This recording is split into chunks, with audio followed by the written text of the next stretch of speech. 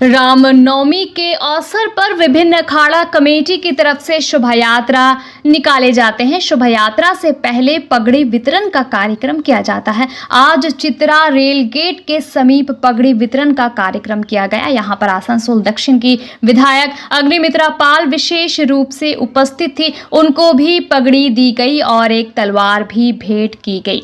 इस मौके पर पत्रकारों से बात करते हुए विधायक ने कहा कि सनातन धर्म में हर एक हिंदू देवी देवता के हाथ में कोई न कोई अस्त्र रहता है। ऐसे में सनातन हिंदू धर्म के साथ अस्त्र का बहुत पुराना संबंध है। हालांकि जब उनसे पूछा गया कि क्या वो शोभा यात्रा में अस्त्र के साथ शामिल होंगे, इस पर उन्होंने कहा कि ये तो बाद की बात है, लेकिन अगर आसनसोल या आसपास के किसी भी क्षेत्र में सनातन धर्म के लोगों द्वारा निकाले गए शोभा यात्रा को पुलिस द्वारा रोकने की कोशिश की गई तो भाजपा का हर कार्यकर्ता उसका विरोध करेगा। उन्होंने कहा कि जिस तरह से बांग्लादेश में हिंदुओं पर अत्याचार हो रहा है, ममता बनर्जी के राज में भी बंगाल में वैसा ही कुछ हो रहा है। ममता बनर्जी मुस्लिम समुदाय को तुष्टीकरण करती है, जिस वजह से आज बंगाल में हिंदुओं का अस्तित्व संकट में आ गया है, लेकिन भाजपा ऐसा नहीं होने देगी। साथ ही उन्होंने और क्या कहा, ये सब कुछ जानेंगे विस्तार के साथ son of Bengal news channel पे। হিন্দু আমি ছোটবেলা থেকে আমার দেব দেবীকে অস্ত্র হাতে দেখে এসেছি, পূজা করে এসেছি। মা দুর্গার হাতে অস্ত্র, মা কালীর হাতে অস্ত্র, আমাদের সমস্ত সনাতনী হিন্দু দেব দেবীর হাতে অস্ত্র থাকে। তাই আজকে রামনবমীতে আমরা অস্ত্র তুলে নিয়েছি। এই শিক্ষা আমরা আমাদের সনাতনী হিন্দু থেকে পেয়েছি, হিন্দুত্ব থেকে পেয়েছি, দেব দেবীর থেকে পেয়েছি।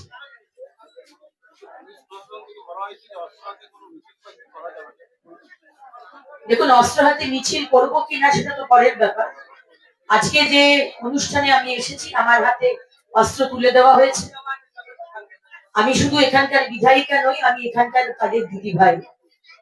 এবং এখানে পশ্চিমবঙ্গে বাংলাদেশে যেরকম সনাতনী হিন্দুরা আজকে সংকটে রয়েছে, তাদেরকে হত্যা করা হচ্ছে, আজকে পশ্চিমবঙ্গ সনাতনী হিন্দুরা তারা অত্যন্ত কষ্টে রয়েছে, তাদের অস্তিত্ব নিয়ে সংকট হয়ে গেছে। সুতরাং তারা আমার হাতে তুলে দিয়েছেন দিদিভাই হিসেবে তাদেরকে রক্ষা করার জন্য। তাই আমি তাদের হাত থেকে এই তরোয়াল তুলে নিয়েছি।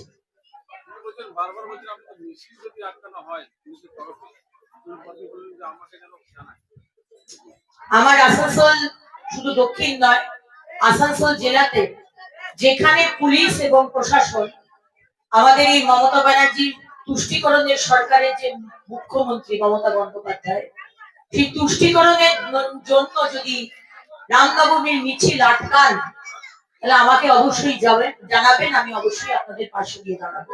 আর শুধু আমি নয়, আমার এই জেলার সমস্ত ভারতীয় জনতা পার্টির এবং সনাতনী হিন্দু যারা রয়েছেন তারা আপনাদের পাশে গিয়ে দাঁড়াবে।